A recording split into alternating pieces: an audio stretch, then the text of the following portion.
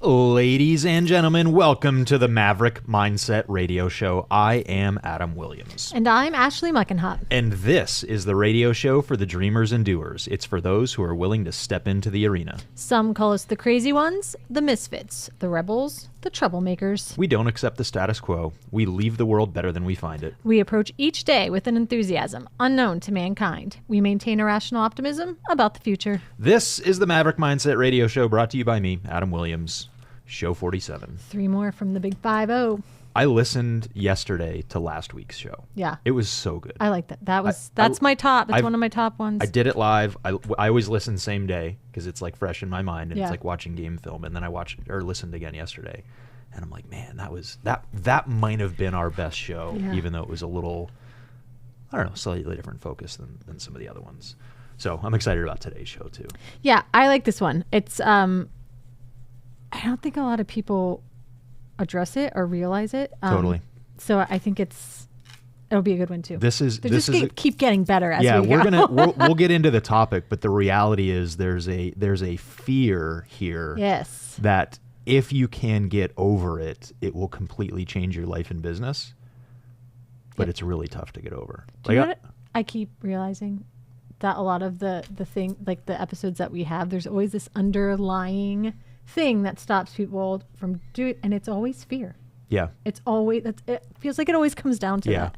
We should do a show about really digging into fear and what Yeah. it actually means, because the things that you're afraid of rarely, if ever, happen.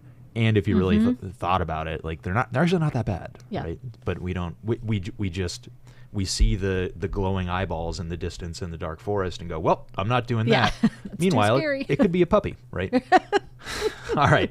So before we get into everything today, we're streaming live on Facebook, Maverick Mindset Radio. You can check us out on Spotify and the iTunes podcast store. Is that the iTunes? Whatever. Apple Podcasts. We're out there.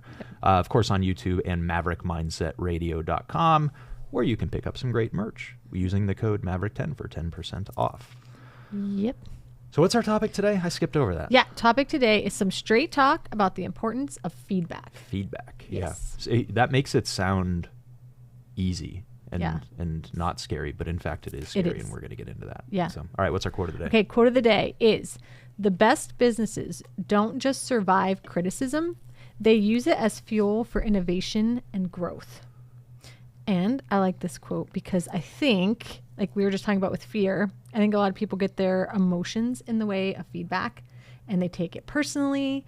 And in reality, if you're open to it, it's really like a metric in measuring of how, if you're doing great or you need to pivot, it's not a bad thing. It should Yeah. be motivating. I have 3 thoughts. Okay. My first thought is I need to show you how to do text wrap in Excel. I know. So you don't have to scroll 9 pages over.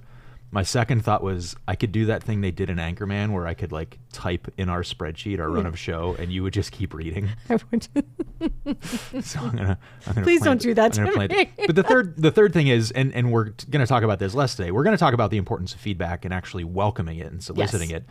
But the other funny thing is, you said you can use it as fuel for innovation and growth. You can also use it as a way to talk about what doesn't matter to you, because Yeah. we get feedback from people that it's like, hey, you're completely unreasonable and completely irrational, and this relationship is never going to work. Yes. So that's actually what I was thinking about this morning is I think we're firing about 1 client per month in our business. It's very weird that you say that because I was also thinking about that this morning. I was thinking like it's a way to determine what type of client that you want and what type of client that you want to work with. Even, all right, we're already off script. Even Yep. that's scary. The thought of firing a client or Yeah, like firing a customer. who does that? Who? People that are very confident in what they're doing and that have a really good marketing and sales system, because Yeah. we know we can always get more clients. We Yeah. don't need to do stuff just to bring money in the door. Yeah. And it wasn't always like that for us. I used to take I Yeah. did some of the weirdest, strangest stuff as an attorney when I first started because I had bills to pay. And had I realized then what I know now of, hey, there's always more customers out there, more clients out there. Yeah. So yeah, this is good stuff. more right ones. I think a lot of people when they think, oh well, larger corporations, they can afford to lose clients, they don't care. But small businesses, they can afford to lose clients. But honestly, if you can get rid of the clients that really you can't help them, and focus more on the ones that you can, You actually do a better job for the ones that you can help. Yeah, for sure. Okay, so I think here's where I think I want to start with this. I want to lay a little bit of a foundation because I think this is one of the challenges to getting feedback in your business. And we're going to talk about feedback as a business owner, but I also want to talk about feedback as an employee, which we should have time for today. But here's where I think a lot of business owners struggle with this. Here's what we're used to. Mm-hmm. If a client or customer or patient is unhappy, what do they do? Complain. How? Usually publicly. Very publicly, yes. Right? They go out and they make it's a as post. soon as it's a negative experience, it's a 1-star review with a whole rant behind it, yes. right? Very rarely do you see a 2 or 3 or 4-star review. It's usually 1 or 5, right? And I mean, Google reviews in particular, people who go from 5.0 to 4.9 because of that one review lose their minds. But the customers are so used to not being heard that they think their only option is the nuclear option of I need to share this everywhere because it's the only way I'm gonna get any good service from this business.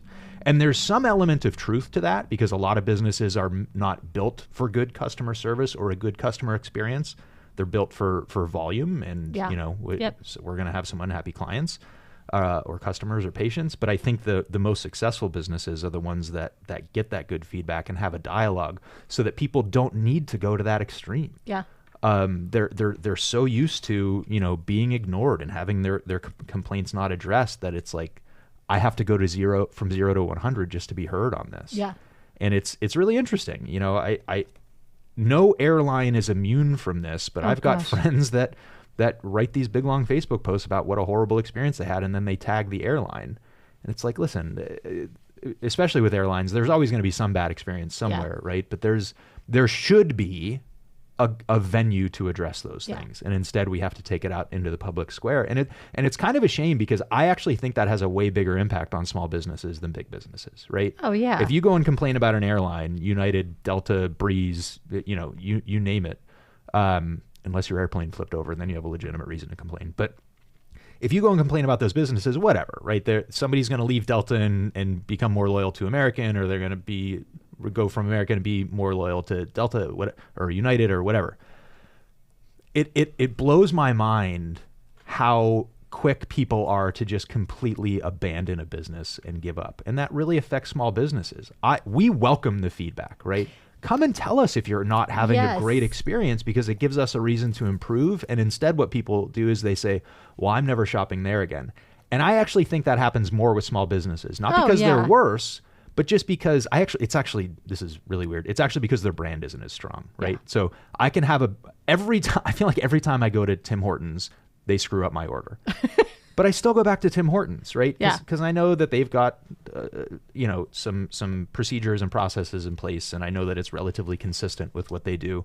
Whereas with a small business, if I have a bad experience, I may not give them that second chance, and it's a shame. Do you think people do that because they know that their absence or what they're saying has a bigger impact on a small business? So it's more like, I can stop going to Tim Hortons, but what really is that going to do? I really don't think there's ill will. I really don't think it's ill will. I really just think I think it is a branding issue, right? Okay. That McDonald's can screw up your order and you're going to go back there. But when the small business screws up your order, their brand isn't as strong. And it really is what the customer expects. And with a strong brand, even with a screw up, they still expect good enough the next time they go around. And that's what's always really interesting to me is when I go and read reviews. I had this experience over the weekend. I'll tell the story, but it's always really interesting to me when you see a 1-star review for a business that says, I've been shopping here for 5 years and it's always been great, but this one thing happened. Oh man. And now 1-star review and everybody should be fired and I'm not coming back here. And I feel really bad for those businesses. I feel bad for the customers too, because if you've shopped at a business for that long, there should be an opportunity to fix that, right? Yeah. And especially with small business owners. Part of me feels like at some point before they posted that, they voiced their concern within the place of business or to somebody, and it wasn't handled to their satisfaction. So their last resort was to do it publicly. Like I always feel like you may be right about that. So either in some instances you're wrong and they just crank it up to 1,000. In other instances, they did voice a concern, but either the employees don't care enough or there is no process or system in place to address those concerns. Yeah. Right.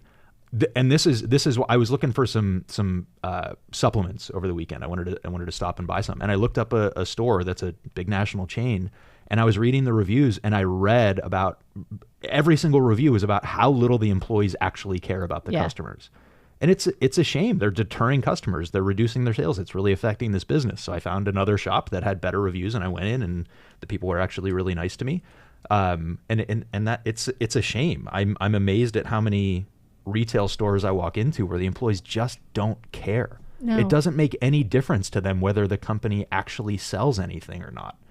Nope. And it's a shame. I don't know if it's a recruiting issue. I don't know if it's society and people don't want to work or whatever the issue is. I feel badly. I think it's a for lack of empathy for other people, and then also a lack of how you care about your job and your position, that you would want to save that relationship or make sure that somebody is happy with the services that you have. Like last week I was at the dentist, and I don't like the dentist at all.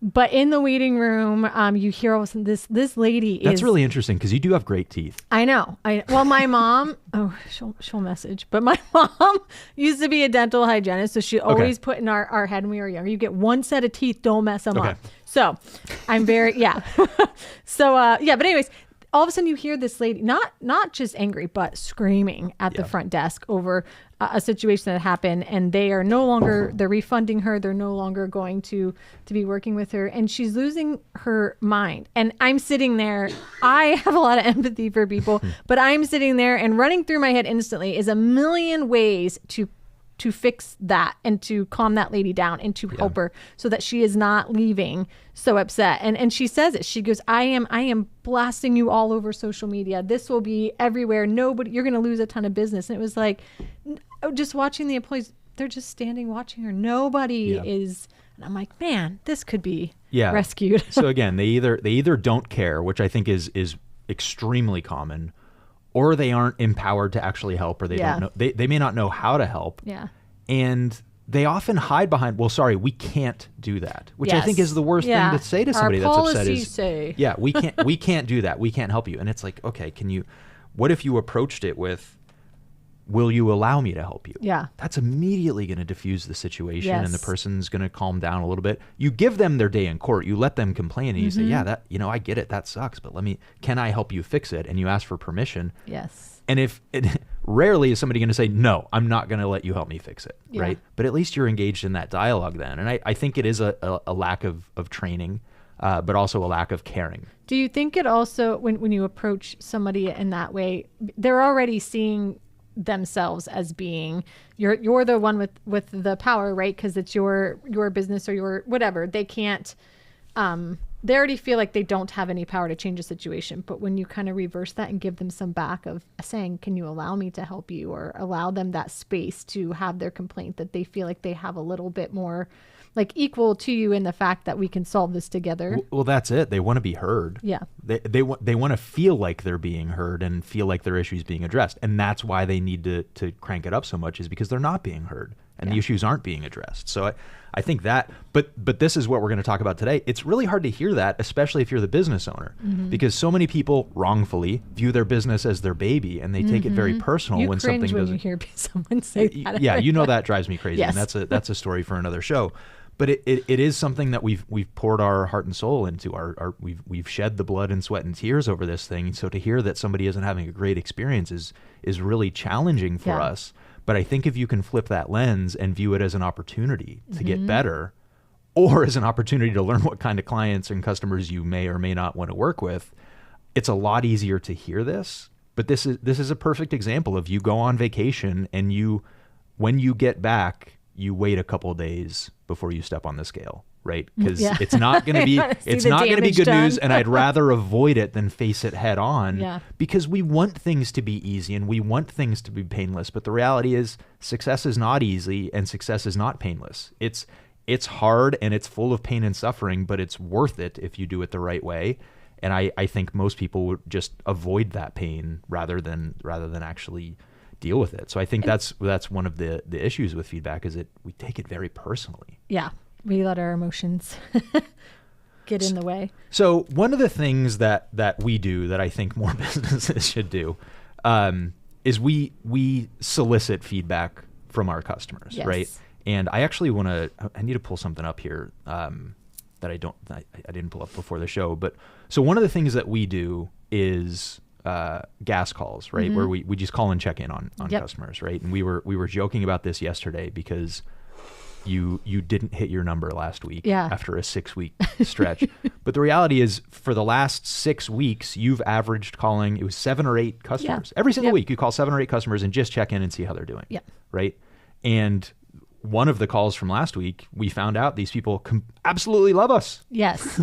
They're so happy with what we're doing, and they've referred a whole bunch of people to us. Yep. So we had donuts delivered to their business today because we appreciate the good feedback. Right. Yep. But I think if the same thing happened, if they said, you haven't been responding to my emails, or I don't have the answers that I want, or this isn't meeting my expectations, I'd still send those people donuts. Absolutely. Because they shared that with us and allowed us to get better, and we need to be grateful and appreciative of that. No, so doing those calls, I prefer the feedback from the customer of where there is an issue or they have a suggestion or they have a concern because, and that probably sounds weird. Like it's always great to get the great feedback because we know, all right, what we're doing is on track and everything's good to go. But getting that feedback that the client feels they're missing something or we didn't meet their expectations, that for me, those are the calls that I enjoy because now I know what's missing somewhere. I know that I got to go change something. I know that that's probably maybe not the only person that feels that way. So it's an opportunity to take what we have that we know is great and good and build that to be even better and maybe miss something along the way. So it's like those are the calls that allow the growth and allow to have even more successful calls as we go on. Like I welcome those ones because it's always an opportunity. Yeah, but that's been a change, right? Yeah. Because it's not always easy. You're making 6 or 7 or 8 calls a week to customers and prior customers just to check in, but you didn't just start doing that and it was easy, right? You had to build up the courage to listen to people. Not like it at right? first. It's scary. And it's not even your business. Yeah. And you're not the one doing the work. Yeah. You're just there kind of jumping in the crossfire to see how things are going. And when you're on the in. spot, like when you're on the spot and someone's feeding that, and you don't know what's coming. You don't know what they're playing. Like, and you have to be ready to offer, well, like you said, give them that space to talk and then offer to like, hey, can we work on this? Let them be heard and then offer to help. But yeah, that's scary because you don't know. Yeah. You just open Pandora's box. So we had a rule in our business that if you called a customer, a prior customer, just to check in and they swore at you, I would give you a reward, right? Because it's never happened. Yeah. It's never happened. Now, it's funny is I've been saying this for 6 years, and recently a friend of mine whose business does the same thing. They just call and check in with clients. They got a 1-star review out of it. But here's the funny thing. It was from some racist dude who didn't like the fact that the girl who called him had an accent. Oh, right? man. Well, all right. So great news. We're putting him on the list of not going to reach out to him anymore. Right. And that actually, like most great entrepreneurs, she turned that into an opportunity of, hey, we had this racist jerk that just gave us a 1-star review. If you've liked us, can you give us a better review to bring our average back up? See, there's an opportunity in everything. Well, theoretically, but I think a lot of people are going to take that feedback personally and say, man, maybe I shouldn't be having this person with the accent make the phone calls, or maybe my business is screwing up, or maybe I'm just a bad, horrible, inadequate person. That's it. We're never calling anyone again. Exactly. Yeah, because we had a bad experience with it. So I think if you've got a small business, I would strongly encourage you to just start doing that. Yep. Just call your customers. Just check in. You're not selling them anything. You're not promoting anything. You're just saying, hey, how was the shirt that I sold you? How did your lawn look after we cleaned out your flower beds? Yeah. How's the wall I knocked over with my snowplow, right? Like whatever. Just call and check in and get feedback, right? That's easy. And I think part of what stops a lot of entrepreneurs on this stuff is they say, well, I don't have a system for getting feedback. We don't do surveys or we don't do anything like that. I was just going to ask you that. What are ways that people can get that feedback from. Yeah. So that's it. Just call your customers, right? And it's a dialogue. It's not a number. It's not a methodology. It's not a calculation. But I think one of the other positive, maybe not positive, but one of the other popular ways to do this, and we talked about this in August. These are the notes that I had to pull up. We don't have this system in place in our business yet, but we will get there. And there's companies out there that provide this to do it very easily for you, is what's called the Net Promoter Score. Mm-hmm. So you contact your customers and you say, how likely are you to recommend us to friends or family? Yeah. 0 to 10. But here's what's really interesting about this is the people that invented this, and it's a Net Promoter Score is a registered trademark. The people that invented this have enough data and have done enough surveys and have talked to enough people that the numbers, the interpretation of the numbers is different than you think it would be. So if you say, how likely are you to recommend us? A score of 0 to 6 means that you have a detractor. Yeah. Meaning they're actually against your business, right? They will do things, even if they give you a 6, I'm 6 out of 10 likely to recommend you, they actually will do more to harm your business than help to it. promote it. Yeah. A 7 or an 8 is someone who's passive about your business. Doesn't care either way. Meaning if something else changes or a different opportunity comes along, or if they can save a couple dollars, or there's a location that's a half a block closer to their home, they're going to jump ship. Yeah. There's no That's a loyalty 7 there, or 8. yeah. That's Wow. a 7 or 8. And then the 9s and 10s are promoters, right? So Yeah. those are the people that are referring you. Those are the people that are leaving you the reviews. Those are the people that are the repeat customers and will be loyal to you, even if you're a dry cleaner and you tear their shirt, or even if Yes. you're the plow guy and you knock over the wall, or even if you're the hair cutter and you accidentally shave half their head, right? Like you'll come back to those people, and so there's systems in place to basically blast out an email to your clients, or blast out a text message to your clients, and it's one question: how likely are you to recommend us to friends or family? 0 to 10, and you pick it, right? And you can gather all of that data. And businesses that do this, and businesses that aren't afraid to step on that scale, really do well, because they may do it anonymously, but sometimes they'll actually ask for the client name, and they'll see the 9s and 10s and say, hey, we love you, you love us, send us more business. And they'll take those 7s and 8s and they'll find a way to move them up, right? Yeah. What could we do better? Yep. And then they'll take those 0 to 6s and either say, you know what, this was never a good fit, Yeah. or where didn't we meet your expectations, or how can we get better? Yeah. But again, those are really difficult conversations to have, Yes. right? You're asking for feedback. You know how often employees ask me for a performance evaluation? Never. Really? I was Never. gonna say, like, really? Never. Never. When they start, they say, "Yeah, I want to have check-ins and I want feedback on how I'm doing." But if they tell, I need to know in the first 30 days and then the first 60 days, and fine, I schedule those meetings and we do it. And I usually ask them, "What's your assessment of how you're doing?" Yeah. And then after that, they tend to hide out, and they're not welcoming that feedback. They're not welcoming that opportunity to get better. And it's the same reason that businesses don't, is because it's scary and you're going to hear critical things. Then that means too, you're probably going to have to make a change, and people try to avoid having to make changes because they don't want to try something new. Again, fear. Yeah. If I have to change this and do something differently, there's a fear behind that. Yeah, for sure. And I think that goes back to people wanting the easy way on things, is they don't just want tell it to me be I'm doing a difficult. good job, Yeah. and I'll keep coasting, and nothing has to change, and I'll remain there. But I think that's probably a dangerous place to be in business, right? Just coasting and just doing good. For sure. And here's the other interesting thing about this. So I realize I'm making this more complex, but when you solicit feedback from your customers, or even potential customers, or even customers that said no and went somewhere else, we'll call them. Why'd you go with somebody else, right? We want to know what we could have done better. Yeah. A lot of times for us, it turns out that we just didn't provide them information that they needed that would have allowed them to join our team. What's really interesting on that is getting customer feedback can really help your business and find ways to get better. Yeah. But on the other hand, I think it was Henry Ford who said, if I surveyed people with what they really wanted, they would have wanted faster horses, not cars, right? Just stuck with what worked. Yeah, exactly. So they would have wanted a faster carriage, but never thought about cars and automobiles and internal combustion Outside of the engines. box, yeah. So there's the best businesses are not the ones that are improving on what's already out there. They're creating a new category. They're creating a new opportunity. We talk about this with Pennywise, right? Yeah, we're accountants and lawyers and enrolled agents, but what we're offering is not your typical relationship with your accountant, Correct. right? What we're offering is a new opportunity, a new way to do business, a new way to work with your accountant. Mm-hmm. I think if we went and asked people, we may not have gotten that feedback. They would have said, well, I want somebody to answer my questions faster, and I want people to maybe bring some ideas to me.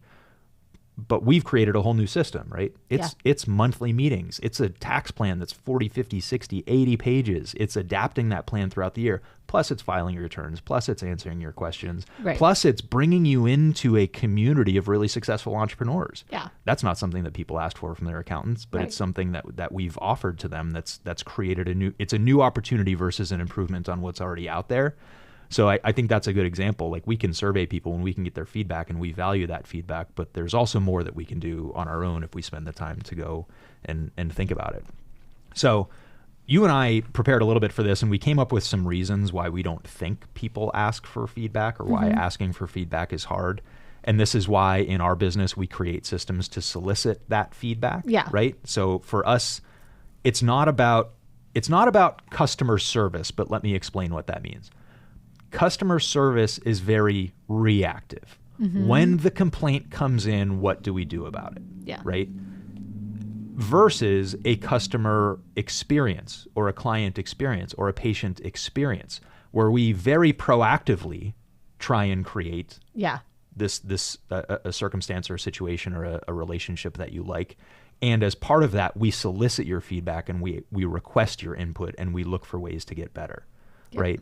And I think that's a lot of people are used to customer service, which usually just means dealing with customer complaints. Mm-hmm. And by that point, for a lot of it's too late. It's too late. It's too late in too many circumstances. It's too late. And what's even worse is people have taken that customer service piece and then completely eliminated it. Yeah. Or completely disempowered the people from doing anything. If somebody had a problem in our business, whether it was something that we created or not, like, you guys can go and fix that stuff. You're empowered to do it, right? Yeah. We just had a customer, he got robbed or something, his business got broken into. Yes. So I had nothing to do with this, I don't think, Nope. but the team got together and said, let's send him a bottle of whiskey and a nice note because he's Yep. dealing with some crap right now. Yeah. Interestingly, the guy was actually really excited about it because he thought the insurance coverage was going to be really good. But that's a stressful situation that our team has nothing to do with the services that we provide, No. right? Has nothing to do with helping this guy save money on his taxes or have a better relationship with his accountant, but it is his business, it is his livelihood, it is his life that has an effect on him. Yeah. And the team says, yeah, we're gonna Well, do this. it's treating your clients or customers as part of your team, and not as just clients or customers. Ooh, that's good. So I think that's a big difference. We always tell people, we do onboarding calls with all of our clients and they come in. One of the first things I say to them in that is, so we have now become part of your team.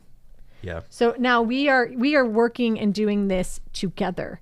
So it is forming that relationship with your clients or your customers, so that they just don't feel like they're another sale for you, or just another number, or whatever it may be. They actually feel like that you care about them, that you have their back, and as we always say, that you really are their trusted advisor in the things that they have going on. And that you care about their personal lives as well. How many clients do we have where, if they are welcoming a new baby, that we're sending something, or if there's a loss in the family, we're sending, and we know these things because we have this relationship with them and we care about them and we want them to know that. Oh man. Yeah. I'm taking that clip. Yeah, That right? was really good, right? Like, we're on your team. So man, there's two parts to it, right? Yeah. If we're on your team, we want to see you win. Yes. How many vendors do you work with say that and mean it about you? If you work with me, I want to see you win in every aspect of your life. Yeah. Starbucks doesn't care, Nope. right? Gyms I've gone to don't really care. McDonald's doesn't care. Pharmaceutical companies don't care, right? But there's man, how many businesses can say that? Like, yeah, we're on the same team and we want you to win. And actually, this was our mantra going back to the beginning of the pandemic, is when everybody else was freaking out, we knew that our business would do better if our clients did better. Right. So we focused so heavily on that. Right. And so much stuff that we did. I remember getting text messages. Actually, I just talked to one of the guys yesterday. I would get text messages from people during the pandemic of like, I need an Adam Williams pump up call. Yeah. Right. It's not, I need legal advice. I need to know what to do about this thing. Right. It was like, dude, I just need the motivation right Yeah. now. And I'm there for it. Yeah. I'm there to do it. So that's really interesting. But here's the other interesting thing about being on a team is I'm going to call you out if you aren't performing. Right. And I just had this experience last week. I had a spot open up on my calendar and I said, we got all these people that really want to come and ask us questions, and I'm getting text messages and Facebook messages. So we sent out a couple emails and said, hey, tax strategy, ask me anything. I'm going to open my Zoom room for an hour. And it was really interesting because way more people signed up for it than I expected. The questions were just killer, but there was one guy on this call who had a lot of questions, and he was telling me about how he and his former spouse basically alternate who claims the child tax credit every year, right? But there's an income phase out on that. So if you make too much money, you can't get it. So he was saying, I'm trying to figure out how to make this work so that I can get the child tax credit in the years that I claim it. And I don't even know this dude, but he hopped on my call, so he's gonna hear what I have to say. And I said, what if you made so much money that credit didn't even matter? Like right. You're talking about $150,000, $200,000 a year, and that's nothing to sneeze at. But what if you made $1 million? Wouldn't that be a lot better? Like, you don't even have to think about this thing. In fact, your former spouse can claim it every year, and there's more money available for your child. But what if you just focused on going out and making more money? And what was really cool is everybody on camera was like nodding their head, right? But who's going to challenge you like that? Right. Other than somebody who really Yeah. cares about seeing you win, who's going to challenge you like Yeah. that? The reality is nobody. Yeah. Not your parents, not your friends. They all want you to be comfortable. They want you to have balance. They want your life to be easy. I want you to win. Yeah. And I don't think there's a lot of people that can say that about the people that they work with. So, man, that was good. Yeah. Well, it's like, I think I've been watching a lot of stuff of Michael Jordan, Kobe Bryant. Like for some you're reason, sending me a bunch of I it know. too. I'm like, but here it's the same. Like being part of the team. Like everybody was like, always says that Jordan and Kobe were ball hogs, and they, like they didn't play as teammates, but they did. They wanted their teammates to be as successful as they were. They wanted that team to win, but they were calling them out. If you're not doing what I'm doing, if you're not making your shots, if you're not defending as hard as you can, I'm going to call you out on it. So it's like having, when you can become as a client part of the team that you're working with, that they're looking out for you, and they're going to call you out on your stuff so that you can be better, so that as a team altogether, we're all becoming successful and being better. What's funny is I'm dealing with that right now. Now we're completely off script, but I'm dealing with that right now. That the team right now in our business is forcing me to get better. Yeah. Usually it's me out front dragging, saying, come on, guys, let's go. Let's do this. But right now in this moment, it happened last night. I got home. I was tired. I was exhausted. I was in a bad mood. I worked my butt off. There was still more work to do, but I just didn't have the brain power for it. And then I get a text from Chrissy, who's like, hey, the House just passed a resolution on the budget and the tax bill. And I'm like, I was literally going to hang my phone up and going to sleep as that text message came in. And just as I put the phone down, it dings again. And she's like, I drafted an email to send to the list. I'm like, bro, it is 9:30 at night. And you're an assistant. Yeah. And then same thing with you. I'm getting messages from you from 7, 8 o'clock at night. And so it's not just that you guys are working so hard, but it's also like you're really interested in moving the business forward right now. And it's like, it's so motivating to me on those days when I don't have the energy to have somebody else there. And it's rare to get this as an employer, right? Right. Like I can count on one hand the number of times in my business that this has happened. Usually it's me jumping up and down and screaming and yelling and running through the wall and saying, let's go. And then turning around and seeing that people are still trying to organize themselves to walk through the hole that I just created in the wall that I ran through. But this is one of those moments where it's like everybody else is coming together and forcing me to become, frankly, a better leader and better boss and better business owner and to some extent better human being. So it's awesome to have people like that in my life, but it's extremely rare for entrepreneurs. Well, I mean, it's okay. Let me rephrase that. I mean, here's the thing, that behavior and that level of being invested in our jobs and what we were doing, that came from yours and Jackie's leadership. If you didn't set that bar, if you weren't doing, and you just talked about it last week, I'm not asking you to do anything that I already haven't done. So that is taught to us, that is ingrained in us. Now it's up to us to pick that up and run with that. But if you're not a leader instilling that in your team from the beginning, how do you expect them to be that way and grow that way? Well, and that's one of the challenges of being a business owner is there's nobody leading me. Yeah. There's nobody managing me. Yep. Now, this is a problem for employees too, because frankly, they're not being led and managed very well either. They don't know what the vision is. They don't know where they're going. They don't know what metrics are important to show that they're actually being successful. They're just showing up to work. Yeah. And leaving work and then coming back the next day. And they're not there. And this is not, like, there's plenty of problems with employee mentality and approaching this stuff, but this is really a lack of leadership and a lack of management. Yeah. But as the business owner, I don't have that person in my life. Yeah. Unless I hire a coach or unless I get into a mastermind. Yep. Which has been, I just got involved in another coaching program, which we've talked about. And it's like, man, these guys are forcing me to get better. Mm-hmm. Not only are they motivating me, but they're holding me accountable. They're helping me figure out what I need to be doing. They're telling me that I should be doing more. So and they're teaching me new skills, which is the big reason that I got involved in this program is these guys know stuff that I don't know. Yeah. Believe it or not, listeners, there are things about business that even I don't know. So do you think as entrepreneur, if you think just because you're a business owner and entrepreneur, if you're not taking those steps to still get that coaching and that advisement, that you're doing something detrimental to your business, because like you said, there's nobody else that's going to tell you how to do it or coach you along the way. Here's what's usually what usually happens is, like, yes, we've all had, every successful entrepreneur has had mentors along the way. Yeah. But the reality is the most effective mentors and the most effective mastermind groups that you are part of, you actually have to pay for them. Yeah. Right? Yep. I got a group of probably 15 of us that we're friends. We're business owners. We love hanging out with each other. You know when we hang out? When we all pay the one dude $2,500 and we fly to Chicago and we get together for a weekend, right? Yep. We're too busy. We got too much going on. We got so many other priorities. And it's like, all right, we'll spend a little bit of money. We'll book the trip. And you know what? We're going to be there and we're going to be focused and it's going to make everything better. And that's the reality of becoming successful is it becomes a pay to play. One, because that excludes a bunch of people that we don't want to be around, right? And it forces us to actually get involved with it. So I just saw it in one of the local business owner Facebook groups the other day. Some guy was like, hey, I want to start a monthly lunch group. Cool idea. The problem is it's going to happen for 2 months and then people are going to stop showing up. Correct. And attendance is going to drop off. There's not enough commitment to that because we have so much other stuff going on. Even though there would be so much value to that, right? If that was a program that somebody paid $3,000 for. You're going to lunch. You're showing up every month. Yeah. And good, because you're going to get the value out of it. Even if you didn't spend the $3,000, you're going to get the same amount of value, except you won't be as committed. You won't be showing up. You're saying you need to invest in your success.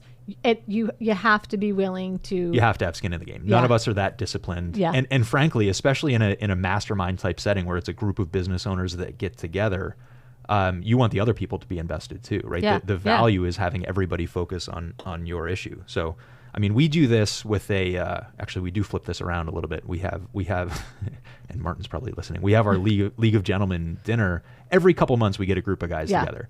And 75% of us are there every month, and some other people come and go and rotate in and out.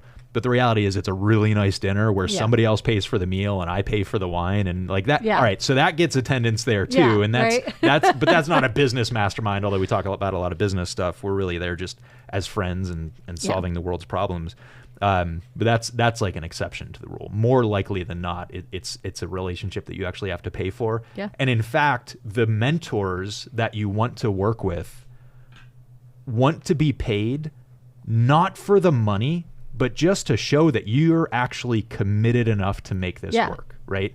A lot of the coaches that I work with, unless they're full-time coaching businesses, but I have a lot of friends that do this stuff on the side because they've built success and they've built things that can work for other people. They want you to pay them. I had the same problem in the law firm. I would give the world's best advice, but unless you paid me for it, you wouldn't listen to it, right? So I needed you to have some skin in the game there. Yeah. So Man, we got way off topic there. That's- Can I go also off topic but back on topic? So this wasn't part of our preparation for the show, but there is one thing I want to talk about. Oh man. Okay. How to handle the negative reviews. Yes. So you maybe or maybe What do you not, do with it now? Yeah, maybe or maybe not you have that customer service in place. Yes. Maybe or maybe not you have that customer experience in place. Maybe or maybe not you solicit customer or patient or client feedback. Yep. And despite all of that, and despite doing great work, or maybe you drop the ball, you get that 1-star review. Yep. What do you do? I'll tell you. You pick up the phone and you call the person. Yes. And it's Yeah. going to be painful to do. You're going to type the first 9 digits of that phone number. Dreading it. Take a breath, put in Sweating. the 10th number, and hit the call. And button, right? hoping they don't answer. Oh, I hope they answer. Yeah. Now I do, but initially I would. You be pick up the phone and you call the terrified. person. So I did Yeah. it. I left a 1-star review for a business. Yeah. It was ironically another law firm that I hired that they did a really bad job for me. Not that the results were bad. I got what I wanted. I needed some stuff done for the airplane that they did for me. You left the bad review? I left a 1-star review. Wow, And you know what okay. they did? They emailed me 3 months later and said, "Hey, we saw you left this review. Can you change it?" No. You know the next email I got from them? A bill. But it wasn't my bill. It was a bill for another client that they sent to me by accident. Oh no. And then I was getting collections letters from them, which I just ignored because I'm going to let them waste their time on it. But it was a really disappointing experience for me. If they just picked up the phone and called me, You would've. we could have fixed it all. Yep. But the last thing I need is another email in my life, Yes. right? So you pick up the phone and you talk to the person and you say, "Hey, like what can you I want to all right, so here's the script. I saw your review. I feel really badly for it. Your expectations were met. Yep. Can you tell me a little bit more about what happened?" Now, you got to be genuine about it. If you know exactly what happened, don't follow that script. Right. Give them the floor. Give them the microphone. Allow them to speak. Don't interrupt. Don't debate. Don't argue. Don't deny. Just shut up and listen. You got 2 ears and 1 mouth. Yep. Shut one of the 3. Right? Just listen to what they have to say. Yes. And then when they finish, you say, "Thank you." yes. Because I love getting feedback like this from people because it makes my business better. Mm-hmm. And again, you better mean it. You better mean it. Thank you for this feedback. It allows us to make our business better. Now, will you allow me to help you? Yep. I said this earlier in the show. And the Yep. person's going to say, "Yeah, of course." Okay. I have some suggestions on how I think I can help you, but do you have anything in mind? And maybe the person doesn't even know. Right. Maybe they just say, "You know what? I just yelled at you and made you feel bad, and I already feel better. Yeah. And I'll go change my 1-star to 3-star." I have released my anger. Or maybe it's other times like, "Hey, I wanted my car fixed in time for my vacation, and you didn't get done in time, and I had to drive my other piece of crap car. I had to rent a vehicle, or I had to cancel my vacation or whatever. Well, I'm going to go over and above to make that right. Whether I knew that was the expectation or not, Right. your expectation wasn't met. So, fine. Yep. I'll throw in some free service for next time if you'll come back to us, or I'll give you a gift card to take your family out to dinner. I'm going to do something to try to make it right." Yeah. Because I don't need you out there bad-mouthing my business and bashing my business because of one bad experience. I'm going to learn from it and I'm going to get better. Yep. So that when new customers come in, I'm going to make sure I understand expectations and deadlines. And I do want to fix this and I do want to make it right. And can I, in most circumstances, you can't completely fix it, Yep. right? If you ordered a coffee with oat milk and I gave you cow's milk, too late, I'm sorry. Yes. But so I can't make you whole, right? Milk joke. Huh. But I can do better than 2%. We're just skimming. Oh my Wait. god. We're just skimming the surface on this. All right, sorry. God. Woo!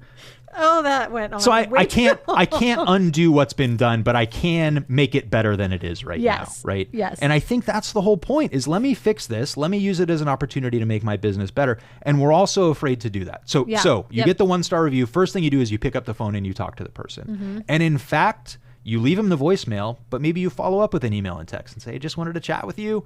Can I call you at 3:00 or use my booking link or whatever?" But persist until you get them on the phone. How do you feel about, because I cringe when I see this, when somebody leaves a bad review and the business owner gets on and starts debating back with them on their. I'm like, oh That is also the wrong response. my gosh. Because you're not going to win that. No. You're not going to win that battle of keyboards. So that's the second thing that you do.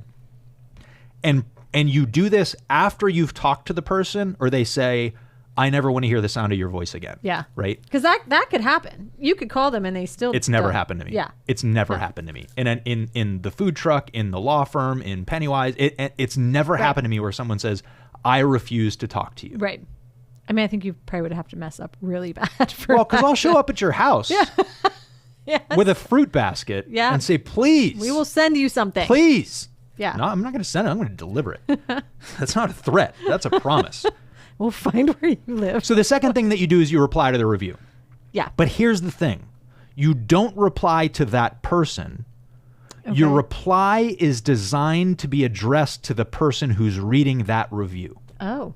Okay. So you say something like, man, it's really important that we get stuff done on time for our clients' deadlines, and we drop the ball on this and we feel really bad. But here's something that we've done. As part of our intake process, we now confirm any deadlines, or we meet your expectations. You're giving or the whatever solution it is, right? out there to the. Yeah.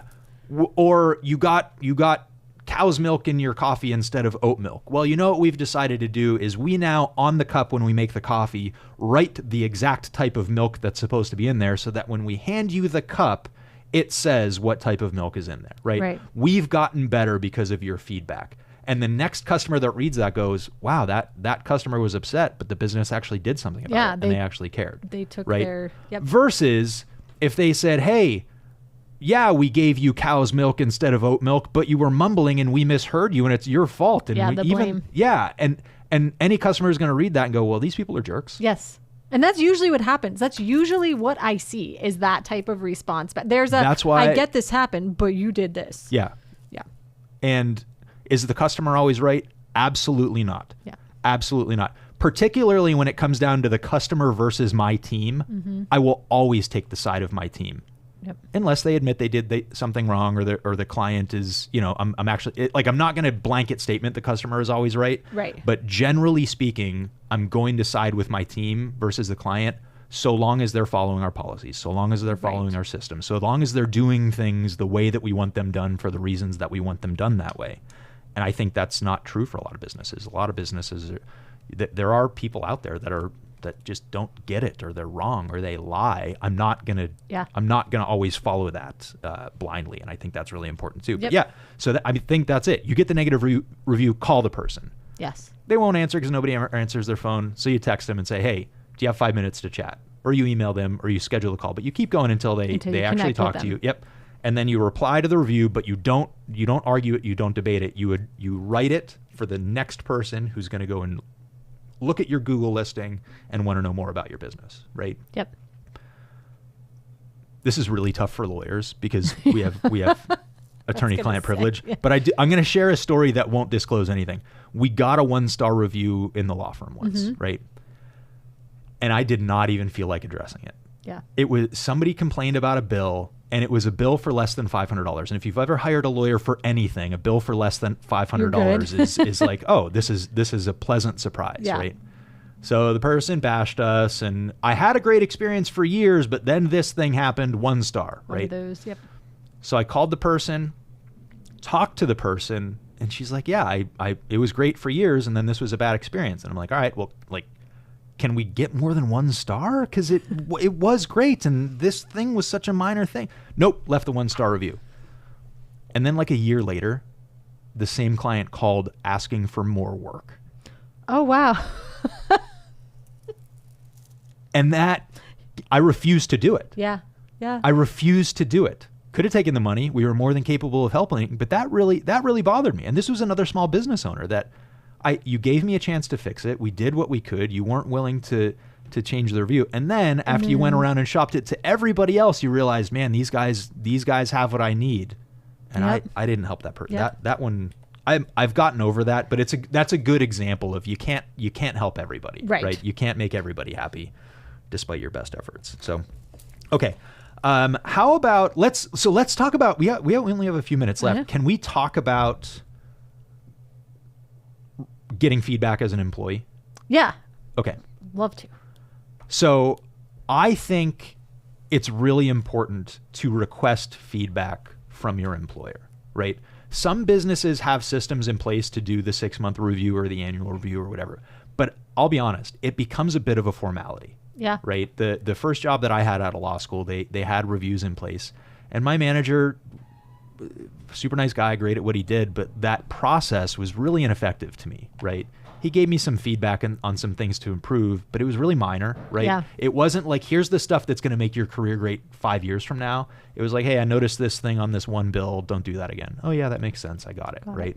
So I think soliciting feedback from your employer is really important on, can you tell me what I'm doing well? Because you need to hear that, and rarely, we don't share it enough, right? Yeah. We try to create systems in our business to give positive feedback and show gratitude and all of those things. But can you tell me what I'm doing really well? Like, what are the things that if I stop doing this would really be bad, right? Right. Like, what's the stuff? Right. What's the stuff that I'm doing really well? And where can I improve? Yeah. Where can I get better? Or what should I be learning, right? Because with so many jobs, man, business owners and employees, they don't spend enough time improving their skills. They just keep doing the job and doing the job and doing the job. They're not reading books. They're not taking classes. They're not studying things.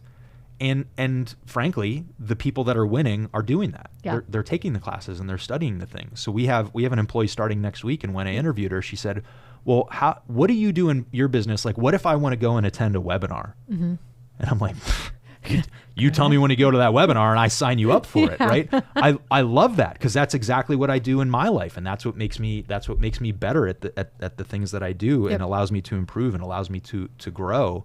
And there aren't enough requests for that in our business. Yeah. There aren't people that come to us and say, I want to go and learn this thing.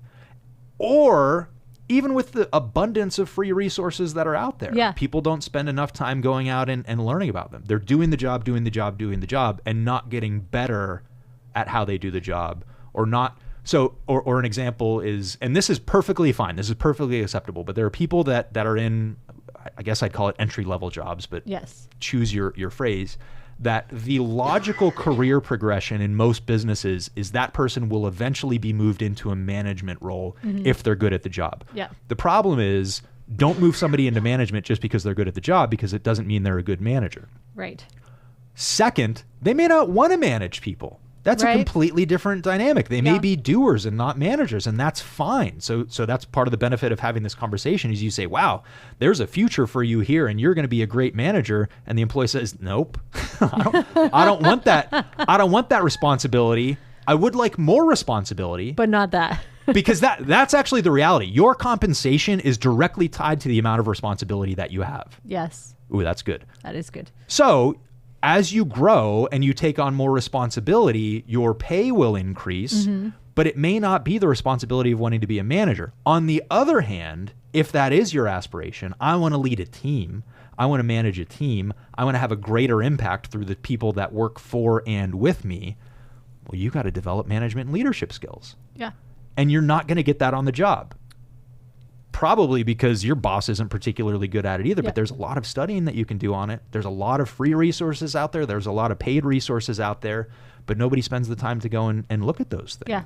So I think that's a good reason to have these reviews of looking at where the business is going, getting an idea of where you're going to fit into that with new opportunities and new jobs and new responsibilities and things like that, and making sure that you're on the same page. Like, it's my job as the owner of the business to cast a vision big enough that your vision fits underneath it. Yeah. But I also got to know what your vision is. Yeah. And I don't think that happens often enough.